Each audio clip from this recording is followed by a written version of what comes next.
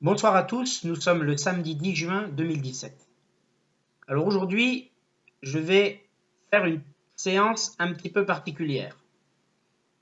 Récemment, j'ai classé toutes mes vidéos dans différentes playlists, ce qu'appelle YouTube des listes à lire, donc, et qui permettent en quelque sorte de classer ces vidéos un peu comme on veut.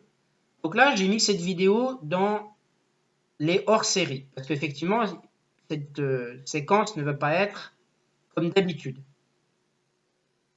Hier soir, un petit peu comme à mon accoutumée, je me mets au lit, je mets l'ordinateur et puis je regardais, je ne sais plus trop quoi sur YouTube. Puis ça défilait, ça défilait. Bon. Puis alors, à un moment dans la nuit, j'entendais une voix qui parlait assez fort. Puis bon, il m'a fallu quelques secondes pour émerger. Et puis j'ai vu en fait à l'écran, toujours sur YouTube, une jeune femme qui parlait d'une façon quand même assez véhémente, hein. On voyait qu'il y avait de la conviction, qui parlait de la parole de Dieu. Et il se trouve que cette jeune femme affirmait dans cette vidéo, donc j'essaierai de vous mettre le lien en description, hein, parce que je ne suis pas trop familiarisé encore avec ça, mais je vais essayer. Elle affirmait, en fait, si je l'ai bien compris, sans vouloir détourner, trahir sa pensée, que on ne peut être sauvé que par la foi et surtout pas par nos œuvres. Alors, un peu encore dans le sommeil, je me dis, oula, c'est bizarre ce truc. Ça m'a un peu interpellé, ça m'a même choqué au début, mais je me dis, mais non, il y a quelque chose qui va pas, c'est bizarre. Bon, bref. Bon, hein, j'ai écouté un peu, je me suis rendormi, et puis ce matin, je me dis, voilà, il va falloir que je tire ça au clair. Donc, ce soir, qu'est-ce que je fais? J'écris au théologien avec qui je suis en contact, et puis je lui pose la question, quelle est sa position en fait? Est-ce que pour être sauvé, il ne faut que la foi, et uniquement la foi, et en aucune façon les œuvres? Ou alors est-ce qu'il faut, évidemment, la foi, ça va de soi, ça c'est normal, et les œuvres? Alors après, je pense que voilà, tout dépend peut-être de ce qu'on entend par œuvre, et dans quelle acception on entend exactement le mot œuvre. Donc voilà, j'ai trouvé quelques. Alors j'ai eu une réponse du théologien, puis j'ai trouvé en plus dans ma Bible d'études, j'ai trouvé quelques références. Donc cette vidéo, on va dire, s'adresse à tout le monde en général, et elle peut s'adresser à cette jeune femme en particulier, euh, dont j'apprécie la spontanéité, dont j'apprécie, on va dire, la franchise, et qui paraît très intéressante et qui sait apparemment de quoi elle parle, mais j'ai quand même la sensation que elle n'a pas réellement vu tous les aspects de la chose. Donc voilà, moi je viens ici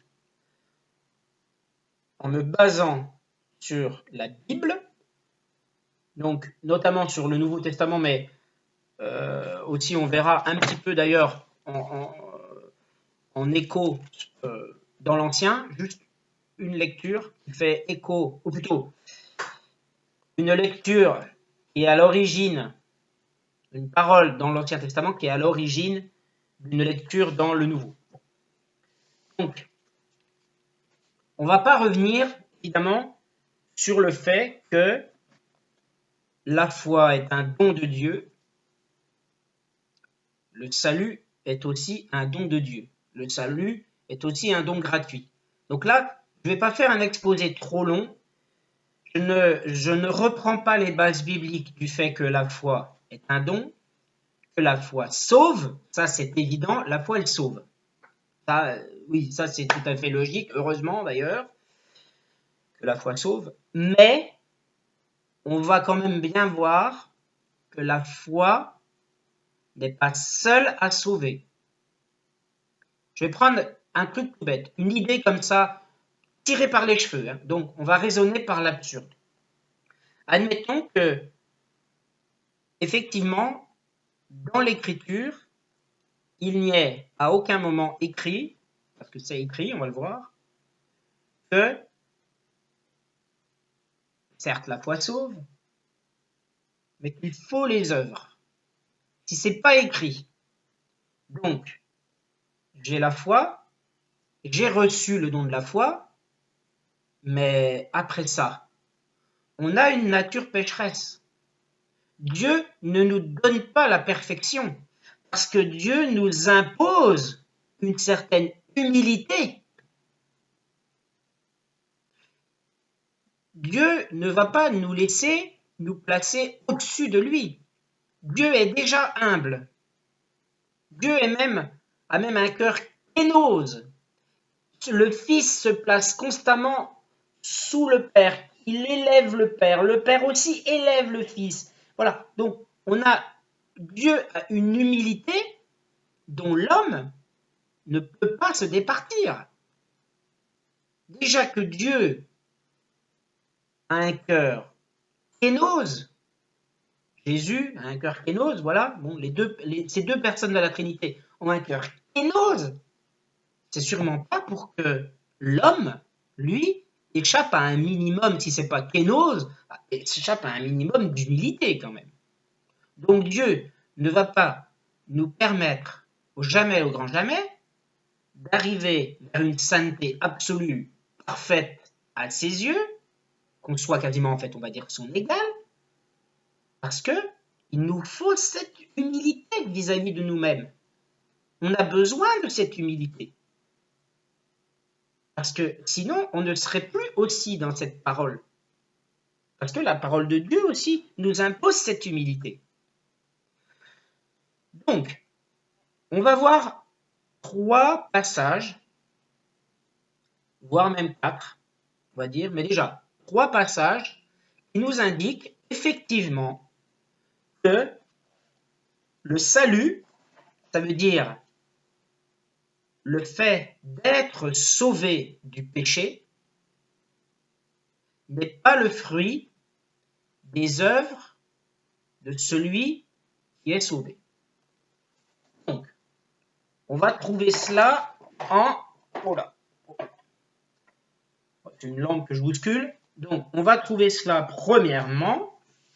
Voilà, il y en a peut-être d'autres, hein, mais je l'ai vu dans ma Bible d'études, justement dans le sommaire, plutôt dans l'index où il est marqué reconnaître que le salut n'est pas le fruit de ses œuvres. Donc, il y avait ces 3 passages-là que je signale. Éphésiens 2, chapitre 8. Alors, Éphésiens 2, chapitre... pardon, je dis des bêtises. Éphésiens chapitre 2, versets 8, 9, 10. Car c'est par la grâce que vous êtes sauvés, par le moyen de la foi. Cela ne vient pas de vous, c'est un don de Dieu. Ça, c'est clair et net. Ce n'est pas le fruit d'œuvres que vous auriez accompli. Personne n'a donc raison de se vanter. Ce que nous sommes, nous le devons à Dieu, car par notre union avec le Christ, Jésus, Dieu nous a créés pour une vie riche d'œuvres bonnes qu'il a préparées à l'avance afin que nous les accomplissions. Alors, je ne l'invente pas parce que je ne suis pas théologien. Hein. Je ne l'invente pas. C'est vrai que c'est pas évident de comprendre comme ça cette dernière partie de phrase là. Une vie riche d'œuvres bonnes qu'il a préparées à l'avance pour que nous les accomplissions. Donc là déjà, je suis désolé, je ne connais pas ton prénom, mais je trouve que c'est toujours intéressant de partager cela. Après, libre à toi si tu vois cette vidéo de faire encore un retour, ou à d'autres évidemment. Donc, qu'est-ce que ça veut dire ça? Des œuvres bonnes qu'il a préparées à l'avance pour que nous les accomplissions. Donc, si on ne fait pas trop dans l'interprétation, on va se dire, là, Dieu nous a créés pour que, après c'est dit dans d'autres passages, on soit baptisé, qu'on ait la foi,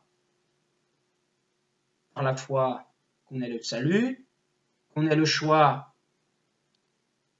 quand on arrive au moment du jugement individuel, hein, quand on arrive dans le passage de la mort, etc., qu'on puisse être sauvé. Mais il y a quand même une idée que Dieu a préparé pour nous des œuvres bonnes pour qu'on ait une vie riche grâce à ces œuvres bonnes, afin que nous les accomplissions. Donc là, c'est pas une option, hein.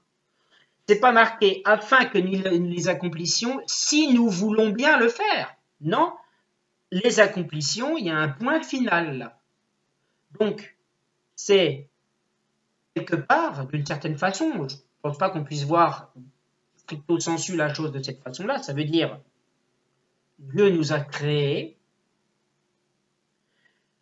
pour que nous nous unissions avec le Christ, croire en lui, mais non sans avoir une vie riche, pleine d'œuvres bonnes, que Dieu a préparées pour nous en nous créant, afin que nous accomplissions ces œuvres. Déjà, il y a quand même une idée d'accomplir quelque chose en plus de la foi. La petite idée dont je parlais là il y a quelques minutes, c'était que voilà, j'ai la foi, Seigneur, je crois en toi, mais après tout, c'est absolument pas la peine que j'accomplisse des œuvres bonnes, ce n'est pas requis par l'Écriture, donc pourquoi est-ce que je m'emmerderais à aller, pardon pour le mot, à aller à l'église bien habillé ou habillé correctement, à la limite, allez, je vais y aller en short, puis pourquoi pas, il fait chaud, tiens, je suis au bord d'une plage en plein été, punaise, il y a une église, j'entends des jolis chants, allez, j'entre dans l'église en maillot de bain, j'y vais, mais j'ai pas besoin d'accomplir l'œuvre bonne de m'habiller correctement, puisque de toute façon j'ai la foi et que je serai sauvé. C'est un tout petit peu facile, je pense. Donc, c'est tiré par les cheveux, c'est raisonné par l'absurde, je l'entends bien, mais simplement, il y a quand même déjà, dans ce passage, une idée d'œuvre qui est, allez, de façon sous-entendue, donc là plutôt en approfondissant un petit peu cette interprétation de ce passage que je viens de lire là, il y a quand même une idée que les œuvres sont liées à la foi. On va ensuite en 2 Timothée.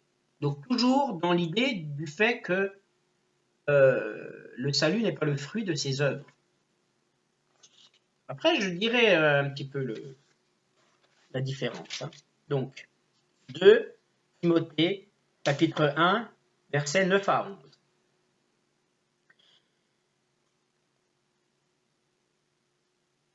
C'est lui qui nous a sauvés. Donc, c'est lui Dieu. Hein. C'est lui qui nous a sauvés et nous a appelés à mener une vie sainte. Déjà, ça donne une idée quand même. Hein. Et s'il l'a fait, ce n'est pas à cause de ce que nous avons fait, mais bien parce qu'il en avait librement décidé ainsi à cause de sa grâce. Alors, tiens, je vais y aller tout de suite. En Romains 8, 24, la grâce, elle est définie. La grâce, elle est définie en Romains 8, 24. Car c'est en espérance que nous sommes sauvés. Or, l'espérance qu'on voit n'est plus espérance. Ce qu'on voit, peut-on l'espérer encore? Mais si nous espérons ce que nous ne voyons pas, nous l'attendons avec persévérance. On se rappelle de la définition de la foi en Hébreux 1:11. La foi est une ferme assurance des choses que l'on espère et une démonstration de celles qu'on ne voit pas. Mais si nous espérons ce que nous ne voyons pas, nous l'attendons avec persévérance. De même, je continue verset 26, aussi l'Esprit nous aide dans notre faiblesse, car nous ne savons pas ce qu'il convient de demander dans nos prières, mais l'Esprit lui-même intercède par des soupirs inexprimables, et celui qui sonde les cœurs connaît la pensée de l'Esprit, parce que c'est selon Dieu qu'il intercède en faveur des saints. Voilà. Si on n'accomplit pas des œuvres bonnes à l'appui de notre foi, parce que là, ce sera forcément à l'appui de notre foi, hein, plus on aura la foi, plus ces œuvres-là vont nous être dictées à peu près naturellement par le Saint-Esprit. Bien. Donc, il n'y a pas beaucoup de chances pour que finalement on soit vraiment sauvé. C'est comme l'histoire de rentrer à moitié nu dans une église. Parce que j'ai la foi, j'ai pas besoin d'accomplir l'œuvre bonne, de m'habiller correctement pour entrer dans une église. Bon, bref. Ou alors je sais pas, de la morale, d'essayer de mener une vie moralement correcte, déjà. Quand même, hein, c'est important. Hein. C'est comme si un prêtre, par exemple, faisait la messe tous les dimanches à l'église, apportait la parole de Dieu, et puis de son côté menait une vie complètement dissolue, en allant de femme en femme, je ne sais pas. Je dis un prêtre, ça peut être aussi quelqu'un d'autre dans la vie normale qui finalement, ah oui, moi je crois en Dieu, effectivement, moi je sais que voilà, qu'il y a un Dieu, c'est pas mais que bon, sans plus que ça, oui, mais je pratique pas, et je fais un peu ce que je veux avec ma morale. Bon, bref. Donc il y a quand même une idée quand même d'œuvre. Hein. Ok, alors, je vais y revenir. Ensuite, on va, ensuite on va en Tite. Donc Tite, c'est une petite lettre. On va en Tite, chapitre 3. Donc regardez, chapitre 3, verset 5 et suivant. Verset 4. Mais quand Dieu, notre Sauveur, a révélé sa bonté et son amour pour les hommes, il nous a sauvés. Oui, on est d'accord. S'il l'a fait, ce n'est pas parce que nous avons accompli des actes conformes à ce qui est juste.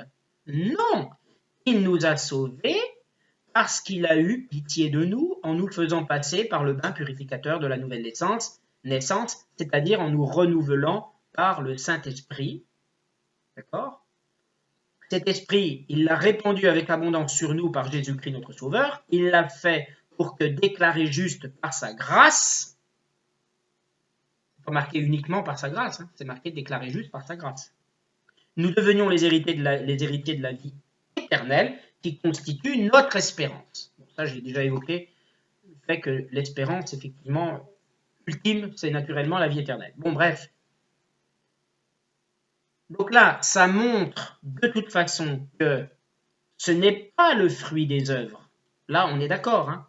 Ici, ce n'est pas le fruit des œuvres, le salut. C'est le fruit de la grâce de Dieu.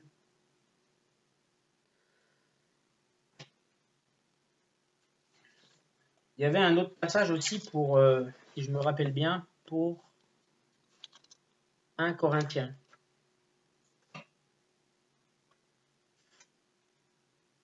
Oui. Alors, en 1 Corinthiens 15, 13, 11. En 1 Corinthiens 15, 13, 11.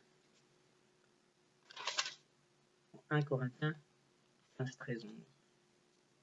15, 3, 11, pardon. Oui, je me disais, il n'y a strictement aucun rapport. Je vous ai enseigné avant tout, comme je l'avais aussi reçu, que Christ est mort pour nos péchés selon les Écritures. Il a été enseveli, il est ressuscité le troisième jour selon les Écritures. Et il est apparu à Céphas, puis aux 12. Ensuite, il est apparu à plus de 500 frères à la fois, dont la plupart sont encore vivants et dont quelques-uns sont morts. Ensuite, il est apparu à Jacques, puis à tous les apôtres. Après eux, il m'est aussi apparu à moi comme à l'avorton, car je suis le moindre des apôtres, je ne suis pas digne d'être appelé apôtre parce que j'ai persécuté l'Église, Par la grâce de Dieu, je suis ce que je suis, et sa grâce envers moi n'a pas été vaine. Loin de là, j'ai travaillé plus que tous, non pas moi toutefois, mais la grâce de Dieu qui est avec moi. Ainsi donc, que ce soit moi, que ce soit eux, voilà ce que nous prêchons, et c'est ce que vous avez cru. Donc là, dans ce passage-là, ici, là, il dit bien, hein, qu'il mêle les œuvres, il le dit là. Il dit, loin de là, après, et sa grâce envers moi n'a pas été vaine, loin de là, ça n'a pas été vain. Parce que on reçoit la grâce, mais on reçoit la grâce, mais c'est pour quelque chose, c'est pas pour dire je reçois la grâce, ça y est, j'ai la foi, je suis sauvé. Non, loin de là, j'ai travaillé plus que tous. Non pas moi toutefois, mais la grâce de Dieu qui est avec moi. Donc la grâce de Dieu me permet de faire aussi un travail, d'accord? Un travail qui m'est inspiré par la foi et qui va dans le bon sens de la parole de Dieu. Donc ça fait bien partie des œuvres.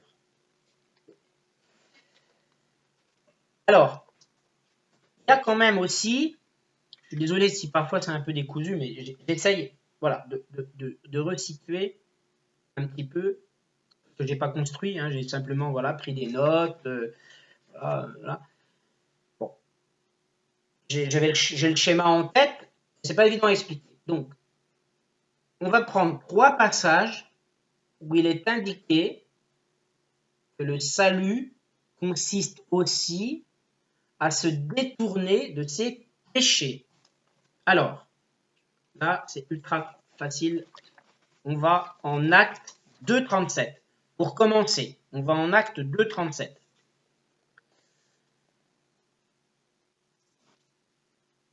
Alors, ce discours toucha profondément ceux qui l'avaient entendu. Ils demandèrent à Pierre et aux autres apôtres. Il faut prendre le juste avant pour savoir de quoi il s'agit, mais ce n'est pas tellement important. Frères, que devons-nous faire? Pierre leur répondit, changez et que chacun de vous se fasse baptiser au nom de Jésus-Christ pour que vos péchés vous soient pardonnés. Alors vous recevrez le don du Saint-Esprit, car la promesse est pour vous, pour vos enfants, et pour tous ceux qui vivent dans le pays lointain, tous ceux que le Seigneur notre Dieu fera venir. Pierre continuait avec insistance. Recevez le salut, séparez-vous de cette génération dévoyée. Ceux qui acceptèrent les paroles de Pierre, se firent baptiser, et ce jour-là, environ 3000 personnes furent ajoutées au nombre des croyants. Donc, l'importance de se détourner de ses péchés pour être baptisé, et donc, voilà, on va dire recevoir la foi. Voilà, même si moi, quand j'ai été baptisé, j'avais 3 mois, j'ai mis 40 ans à réaliser qu'en fait, j'avais reçu la foi, mais que Dieu m'avait donné la foi. Est-ce par le baptême uniquement? C'est sûrement, en tout cas, en grande partie par le baptême, ou c'est sûrement en partie par le baptême. En tout cas, j'avais la foi. Il a fallu tout simplement que je me tourne vers le Seigneur pour avoir la foi et avoir sa grâce. Cette grâce de la foi, justement. Bon, donc, on va ensuite, tout de suite derrière, pour toujours cette idée de se détourner de ses péchés, en Acte 3,19,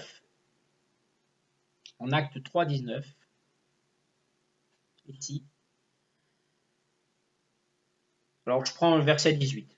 Mais Dieu a accompli de cette manière ce qu'il avait annoncé d'avance par tous ses prophètes. Le Messie qu'il avait promis d'envoyer devait souffrir. Maintenant donc, changez.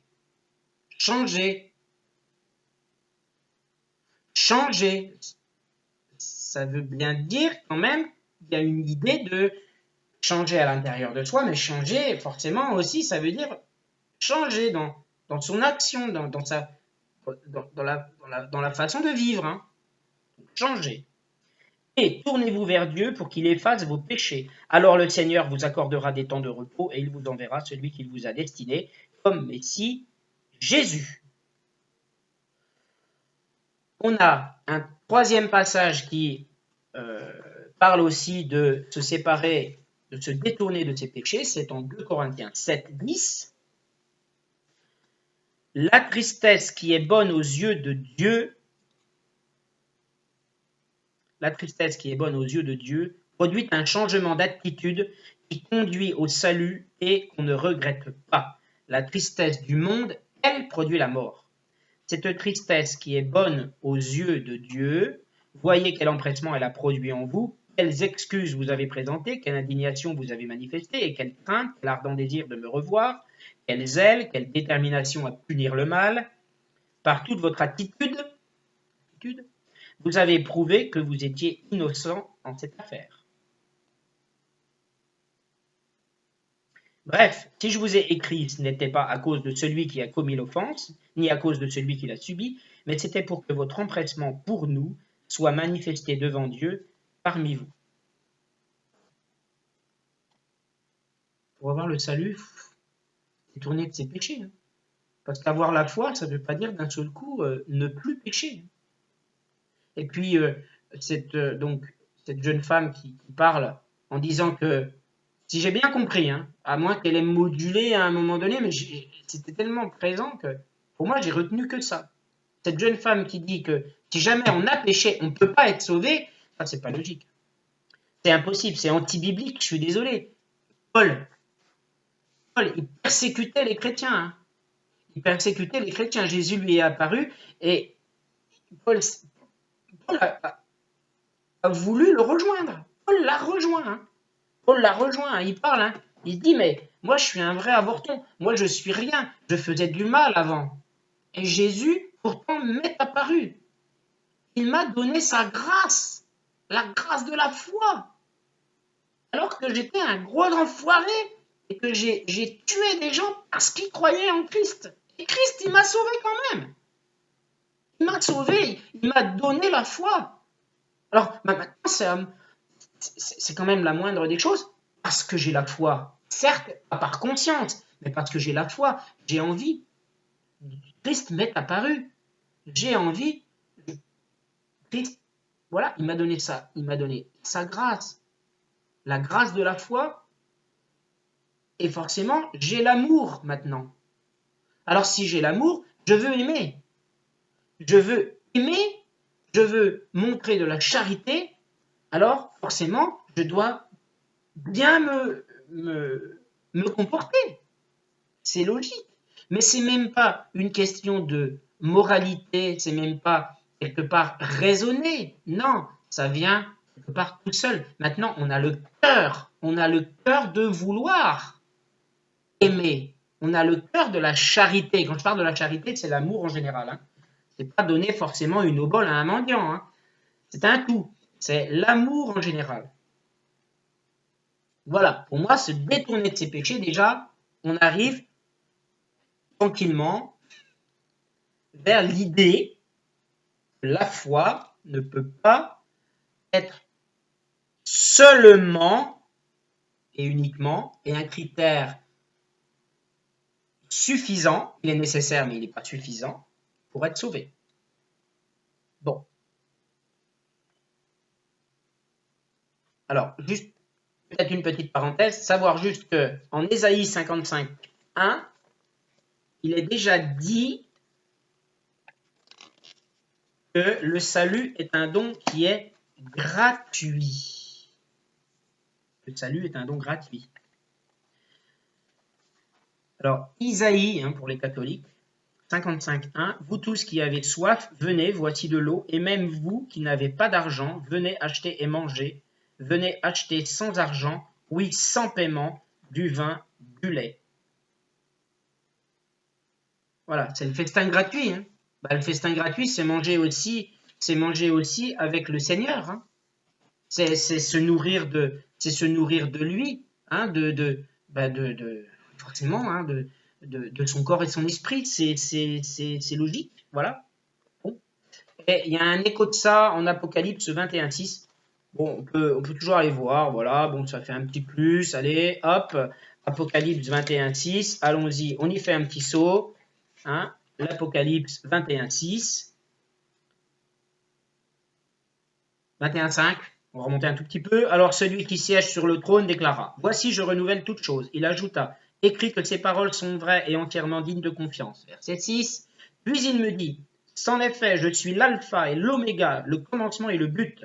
À celui qui a soif, je donnerai moi à boire gratuitement à la source d'où coule l'eau de la vie. » Là, c'est même encore plus explicite, parce que dans Ésaïe, on a l'impression que c'est juste boire et manger. Bon, bref. Non, l'eau de la vie, là.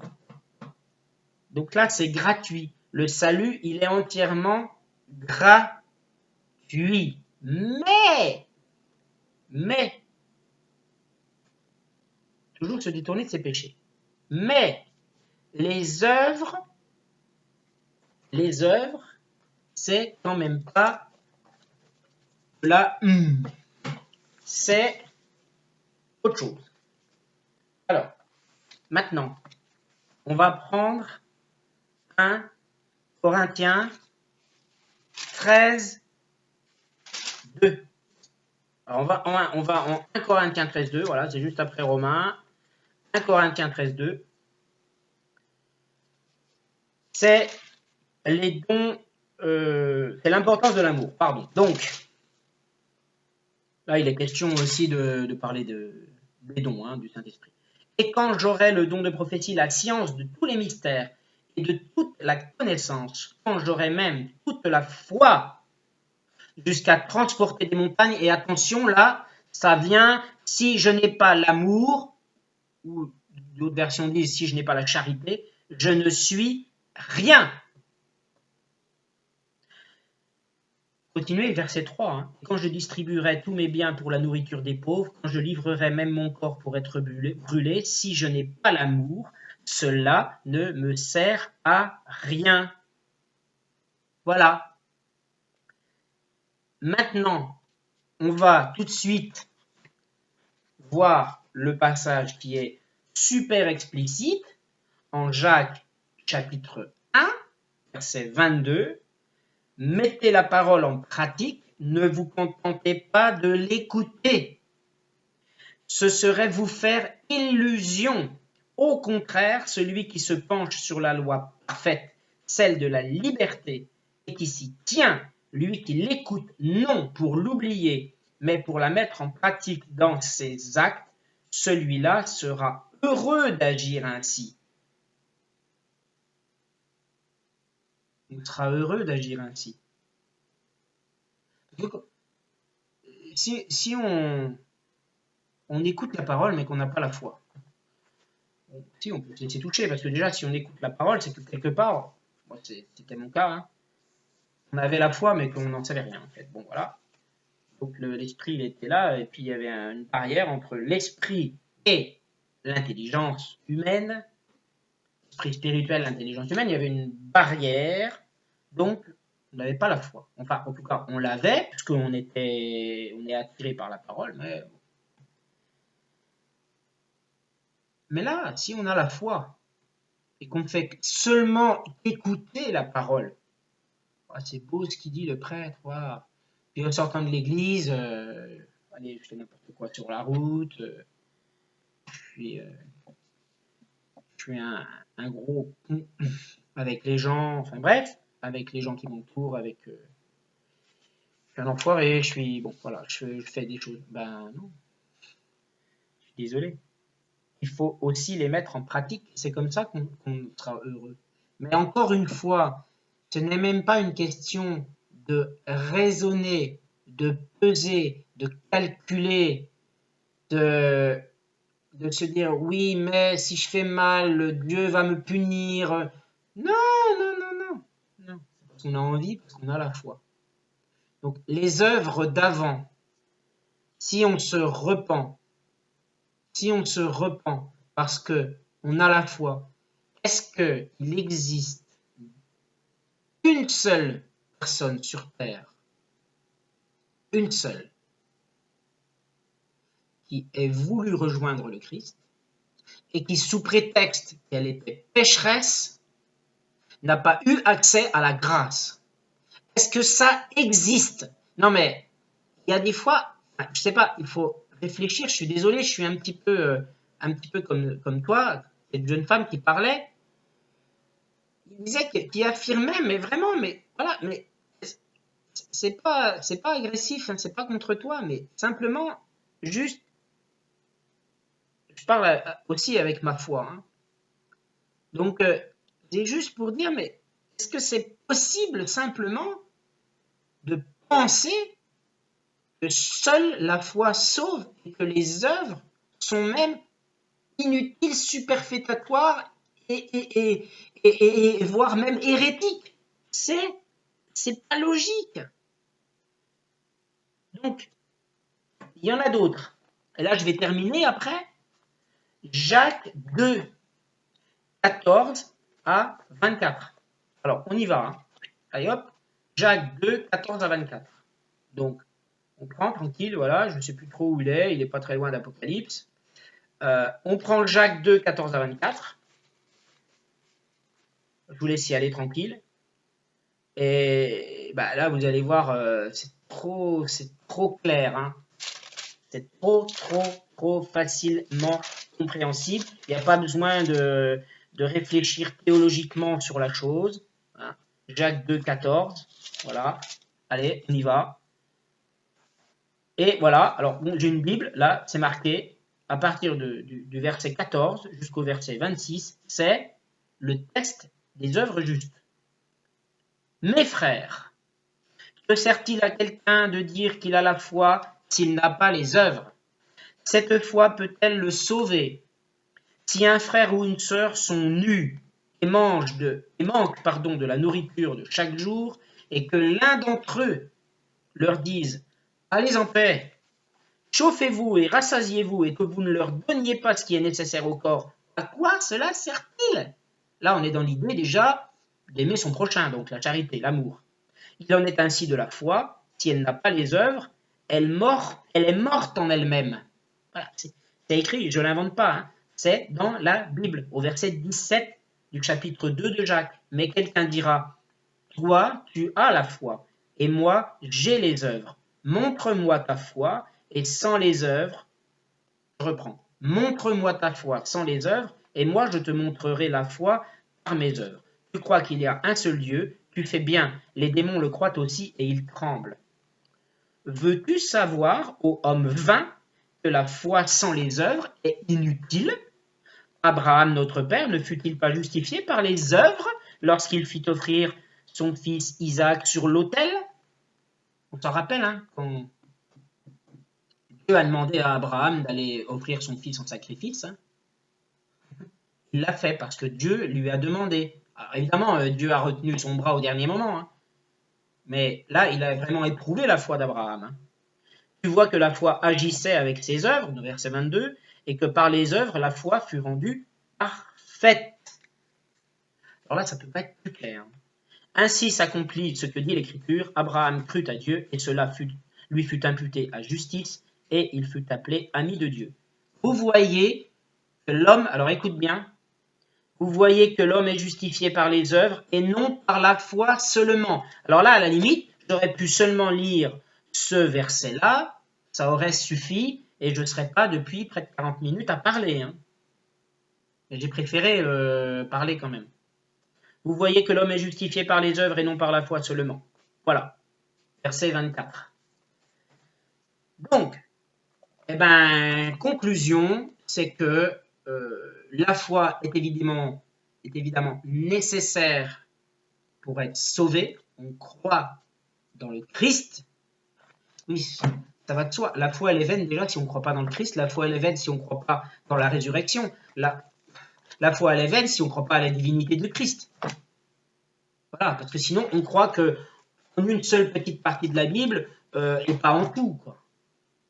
Donc, la foi est nécessaire pour être sauvé, mais il faut les œuvres, parce que sinon, on n'est rien.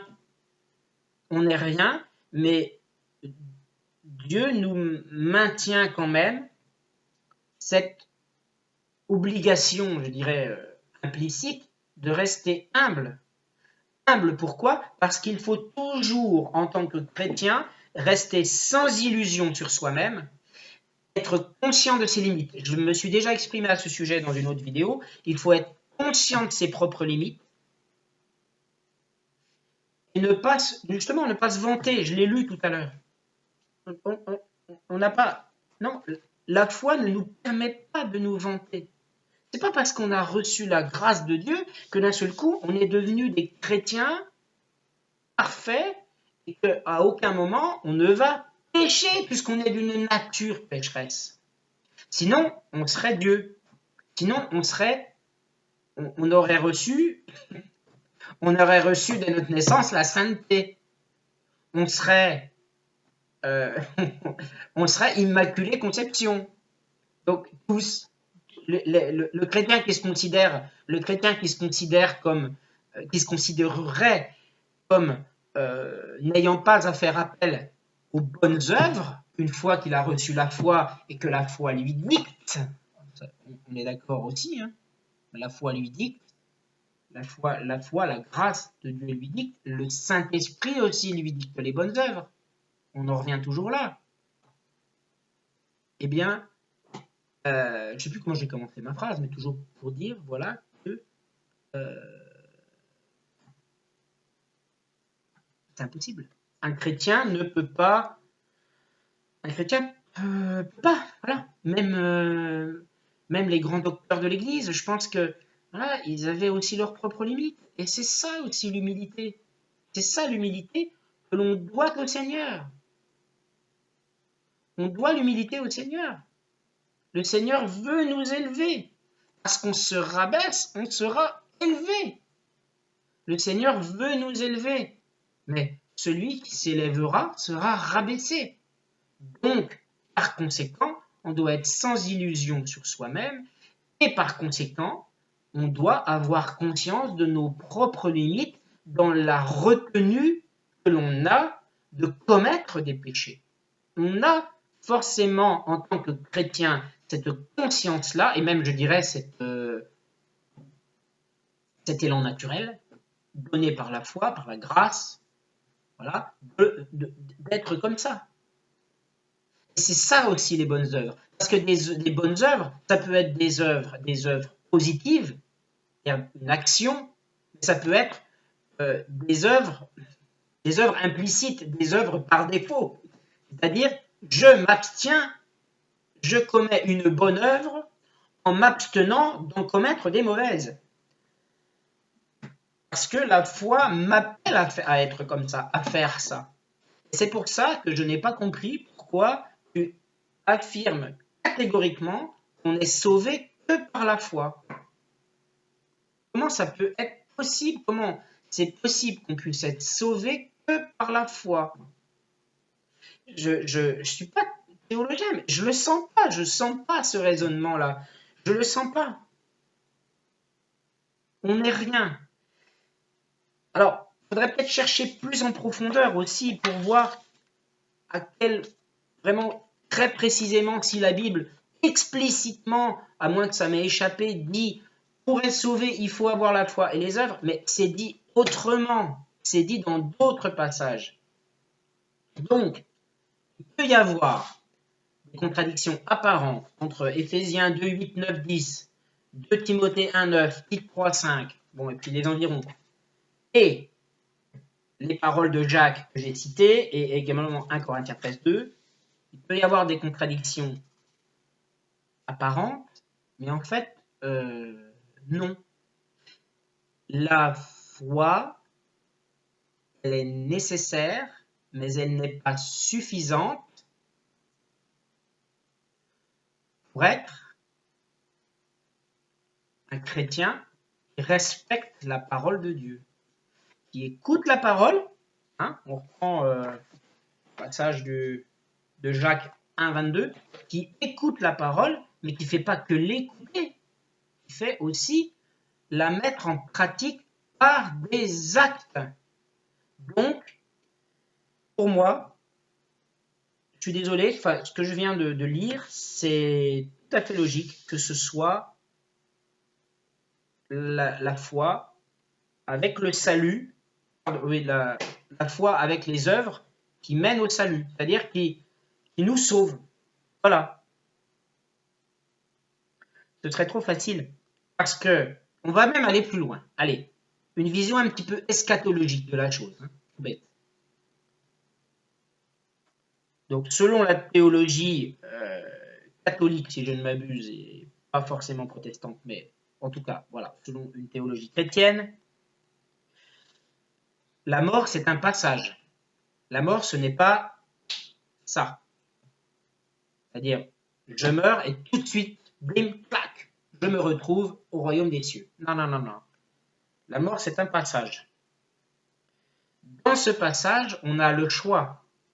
Donc, logiquement, je ne suis pas allé voir, mais logiquement, puis si je ne m'abuse, c'est la théologie catholique. Donc, il y a des docteurs de l'Église qui ont travaillé là-dessus. Bref, des saints, il y a longtemps, des siècles et des siècles. Bon, bref. Donc, logiquement, faut juste raisonner logiquement. J'ai la foi, mais je n'ai pas les œuvres. Qu'elles soient positives, que ce soit une action positive, ou que ce soit de l'implicite, c'est-à-dire s'abstenir de faire quelque chose s'abstenir volontairement de faire quelque chose de mauvais, de contraire à la parole de Dieu. Bien. Parce qu'on peut ne pas échapper à la tentation de faire quelque chose de contraire à la parole de Dieu quand on a la foi. On peut très bien être tenté et on peut très bien aussi, au pire, être passé à l'acte, finalement, par rapport à cette tentation-là. Bon, donc, si j'ai la foi, mais que j'applique la logique de j'ai la foi, je suis sauvé, je m'en fiche de faire le bien ou de ne pas faire le mal, j'ai la foi, de toute façon, quand j'arriverai de l'autre côté, je serai sauvé, je ferai ce que je voudrais. Sauf que l'esprit, à mon sens, il y aura une certaine corruption dans l'esprit qui fait que la tentation sera beaucoup plus facile d'aller vers l'adversaire, qui est un personnage, paraît-il, dans l'autre côté, qui est particulièrement attirant, n'est-ce pas, plutôt que de suivre le Seigneur. Parce que pendant toute sa vie, on a prétendu, de façon réelle ou supposée, avoir la foi, on l'a affirmé avoir la foi, mais on n'a pas eu les œuvres, et on était tellement bien, finalement, dans cette liberté, entre guillemets, dans le péché, vu que de toute façon on était sûr qu'on allait être sauvé rien qu'avec la foi et qu'il n'y avait pas besoin de ne pas pécher, eh ben, on était tellement persuadé qu'on allait être sauvé que cette liberté, elle était tellement bonne que finalement, il y a de fortes chances que l'esprit se dise je préfère continuer dans cette liberté. Donc, l'esprit va logiquement, il y a de fortes chances, il y a un risque élevé quand même qu'il abandonne et qu'il continue dans le mauvais chemin.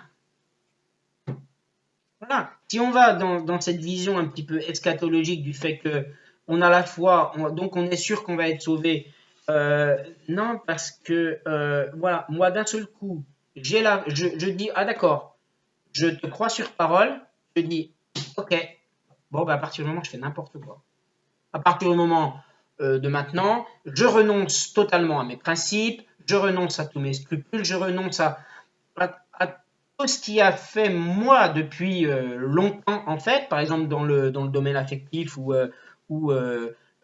moi, pour moi, voilà, c'est l'amour, et puis par exemple, avec une femme, et je dis par exemple, c'est pas par exemple avec une femme, je dis l'amour avec une femme, l'amour physique, uniquement lié à l'amour sentimental, à l'amour profond, à l'amour mystique même, entre nos deux esprits, et que pour moi l'amour physique ça ne peut être que la consécration des sentiments et d'une profonde communion et puis tout entre eux. Alors je renonce à tout ça, à tout ce qui a fait jusqu'à maintenant ce que je pensais bien et ce qui faisait mon caractère, ce qui faisait mon mode de vie. Je renonce à tout ça et je vais arriver de l'autre côté et je vais dire ouais, quel va être mon choix? Non, c'est pas logique. C'est pas logique. Les bonnes œuvres doivent être liées à la foi, obligatoirement, à la foi en Jésus. La foi en Jésus, je sais qu'avec Jésus, je serai sauvé parce que j'ai la grâce, j'ai reçu la grâce. J'ai reçu la grâce de la foi. Et Dieu m'a créé justement pour que j'ai une vie riche des bonnes œuvres qu'il a préparées pour moi. C'est dans la parole. Je ne veux pas avoir une vie pauvre dans le péché. Je veux avoir une vie riche de bonnes œuvres. Mais pas pour me dire, sinon j'ai peur que Dieu me punisse. Oui, mais si je ne fais pas de bonnes œuvres, alors Dieu va me punir. Si je fais le contraire, alors Dieu va me punir. Non, c'est parce que je suis conduit à le faire et c'est parce que aussi je veux mentalement aussi pas forcer, mais mentalement, je veux aussi moi, alors inspiré probablement par ma foi, hein, donc par mon esprit spirituel, mais mentalement, je suis peut-être conduit par mon esprit spirituel, mais quand même, mentalement, voilà, j'ai quand même au départ ces principes de vie qui font que ma foi, finalement, c'est ce que je disais aussi, me ressemble et que j'ai envie de continuer sur ce chemin-là. C'est que mentalement, spirituellement, tout mon être est mené à respecter la parole du Seigneur au mieux que je peux, parce que je suis pécheur et que j'en ai conscience. Et que par rapport à ça, je suis humble. Et que sans cette humilité,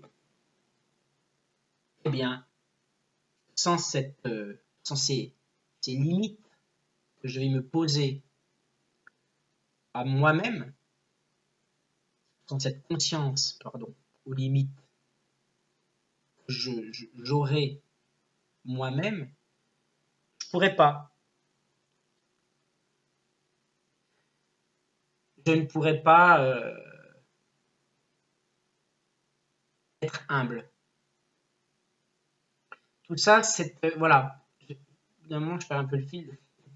Je pense que vous m'avez compris. C'est que pour moi, il est très très clair que la foi est obligatoirement liée aux bonnes œuvres. Pas aux bonnes œuvres qu'on a accomplies. Parce que si on veut aussi raisonner, parce que ça dure finalement plus longtemps que je pensais, mais si on veut raisonner aussi en disant ouais, je vais sensiblement me comporter moralement, correctement et tout. Bon, quelque part, on va se faire sa propre loi de la moralité. Avec nos propres critères, avec notre caractère inné, avec nos acquis, avec notre observation des choses, avec notre recul sur les choses, avec le don qu'on pourrait avoir plus ou moins de la philosophie de la vie. On va moralement bien se comporter et se dire de toute façon, oui, bon, elle est sûrement, probablement de l'autre côté, il y a quelque chose. Mais comme j'ai été une bonne personne, il n'y a pas de raison que j'aille en enfer ou que j'aille perdre. Bon, voilà. Il peut y avoir des raisonnements un petit peu comme ça, ambivalents. Non, c'est pas être sauvé, ça.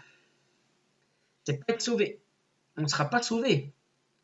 Parce qu'on n'aura pas rencontré Christ, on n'aura pas reçu sa grâce, on n'aura pas reçu la foi et on n'aura pas été dans la droiture que la parole de Dieu nous demande d'avoir pour justement arriver dans la vie éternelle. Dans la vie éternelle, hein. De l'autre côté, il y a quelque chose. Moi, avant que j'aie la foi, j'ai eu des signes, des preuves, des marques matérielles. Il y a quelque chose de l'autre côté. Hein. Donc, je l'ai toujours soupçonné, mais un jour, j'en ai eu la confirmation depuis, je n'en ai plus eu un seul doute. Hein. Ça touchait un petit peu à, on va dire, au paranormal, mais tout de même, voilà. Aujourd'hui, j'ai laissé tomber tout cela, mais quand même, on raisonne eschatologiquement dans notre salut individuel. Au-delà aussi, naturellement, on va raisonner eschatologiquement dans le salut de l'ensemble de l'humanité, hein, lorsque Jésus va nous enlever. Donc, il faut réfléchir à tout ça hein, aussi. Mais déjà, se dire sur la terre, voilà, hein, j'ai reçu la grâce de la foi. Bon, déjà, je remercie le Seigneur, je le glorifie constamment, hein, au plus possible, dans la lecture de la parole, dans l'écoute de la parole. Dans la lecture et l'écoute, hein, c'est un peu pareil, mais on peut lire sans écouter. Voilà. Donc j'ai la foi. Déjà, le Saint-Esprit m'aide aussi à comprendre spirituellement la parole. La plupart du temps, hein, après, voilà, ça dépend des moments aussi. Il y a des fois où on est hyper fatigué et puis que, voilà, ou d'autres raisons qui font que parfois il y a des hauts et des bas. Même dans la foi, on a la foi, on a les bonnes œuvres, mais tout ça, ça doit bien mener quelque part. Et ça, je me suis déjà exprimé aussi sur ce sujet-là. C'est la vie éternelle. Voilà. Donc, quand on est chrétien, on croit en la vie éternelle. On ne se dit pas juste, ça s'arrête, on va être de bonnes personnes sur la terre, et après, ça s'arrête. Non, non, non, non. Le but, c'est la vie éternelle. C'est la vie avec le Seigneur, avec les anges et les saints. Donc, c'est clair, c'est net, c'est précis. Quand on est chrétien, on croit à tout ça. On croit en la conception virginale du Seigneur envoyé par Dieu, tout le processus qui a mené ensuite à ce que Jésus, de façon avérée, est le Fils unique de Dieu, Fils de Marie, conçu sans péché. Je suis d'accord, c'est pas dans la Bible. Conçu sans péché, resté vierge, et ensuite qui est monté au ciel également, hein, pour l'Église catholique. Mais c'est pas le plus important.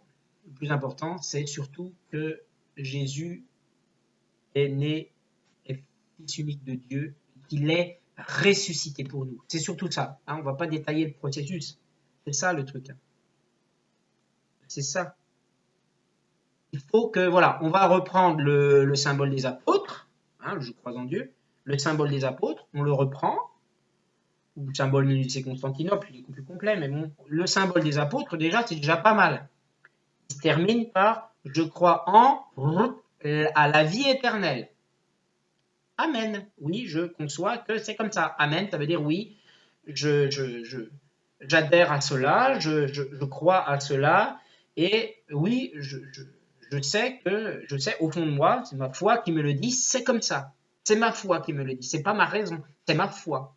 Ma foi spontanément me le dit. Ça a beau être mystérieux, ça a beau être parfois gros, voilà, trop gros, mais non, c'est ma foi qui me dit que c'est vrai. Et là, encore une fois, je vous renvoie à Hébreux 11.1. Donc voilà, j'ai été un petit peu long pour dire simplement pourquoi, comment la foi est nécessaire, mais pas suffisante pour être sauvée. Donc voilà, je vous remercie de m'avoir écouté. Merci à toi. D'une certaine façon, je remercie le Seigneur de m'avoir conduit à ta vidéo en pleine nuit. Parce que elle m'a suscité vraiment cette réflexion. Parce qu'en fait, dans une précédente vidéo, j'avais lu 1 Corinthiens 15-13, là. Je l'avais lu, et puis j'avais pas mesuré, en fait, finalement, toute la portée de la parole. Hein. 1 Corinthiens 15-3-11. J'avais pas mesuré toute la portée de la parole. Hein. C'est bizarre. Et puis, finalement, ben voilà. Le Seigneur m'a mené à cette vidéo, pour moi, hein, le Seigneur m'a mené à cette vidéo qui m'a fait rebondir sur cette histoire de salut. Parce que c'est quand même capital. Hein. C'est pratico-pratique, hein, comme dans la vie, mine de rien, quand on y réfléchit. Hein. C'est pratico-pratique dans notre vie terrestre, si je puis dire, dans notre vie, dans notre vivant sur la terre. C'est une question pratico-pratique, cette histoire de salut et de bonnes œuvres. Donc, c'est super, c'est super. Je remercie le Seigneur, je rends grâce à Dieu. Merci, toi, de ton côté, d'avoir publié cette vidéo. J'ai peut-être raté certains petits passages qui modulaient plus ou moins tes affirmations, mais voilà. Moi, je me dis, mais comment c'est possible qu'on soit sauvé sans les œuvres? Voilà. Et là, encore une fois, oui, c'est pas par les œuvres qu'on a accompli qu'on est sauvé, c'est par la foi. Mais ça veut dire que il nous faut la foi. C'est pas par les œuvres qu'on a accompli. Donc, il nous faut la foi. Donc, forcément, ça veut dire que ces œuvres-là qu'on a accomplies, c'est avant d'avoir la foi. Pour moi, c'est logique. Donc, voilà. Allez, je vais arrêter là parce que je crois que le message, il est largement passé. Merci pour vos retours. Hein, n'hésitez pas. Merci de m'avoir écouté. À très bientôt pour une prochaine vidéo, peut-être un petit peu plus classique. Et je vais enregistrer maintenant mon 3e jour de... quoique là, il est tard. Bon, allez, je vais quand même essayer, j'en ai pas pour longtemps. Je vais enregistrer maintenant mon 3e jour de chapelet. Voilà, et aujourd'hui, samedi, ça va être les mystères... je ne sais plus par cœur. Ça va être les mystères joyeux. Merci à tous et à très bientôt. Et gloire à Dieu.